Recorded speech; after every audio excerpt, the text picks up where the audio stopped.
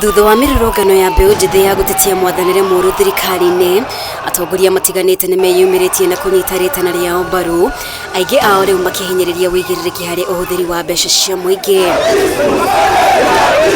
Mũmbunge wa Kĩharũ ũrĩa nowe mũikarĩri gĩtĩ wa kamĩtĩ ya bajeti mbunge-inĩ ya bũrũri Ndĩndĩ Nyoro nĩ atambũrũkĩtie mĩtaratara ĩrĩa ĩbatiĩ gũkinyũkio harĩ ũramati wa bajeti rĩrĩ mũingĩ ũthiĩte na mbere kũhinyĩrĩria waragania harĩ ũrĩa mbeca cia mũingĩ ibatiĩ kũhũthĩka.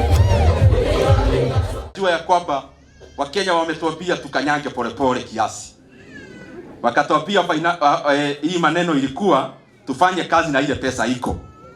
Na kwa hivyo itabidi budget ambayo tulikuwa tumepitisha tuiangalie iapatane na ile pesa ambayo iko katika nchi.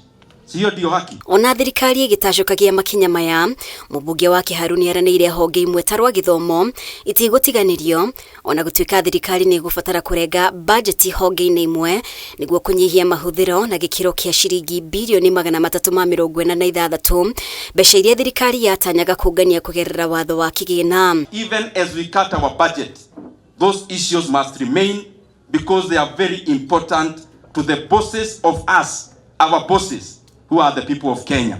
Jambo lingine ambalo tumekubaliana, walimu wetu wa JSS wamekuwa wamejitolea sana katika kazi yao, na wote ambao ni 46,000 wamekuwa interns.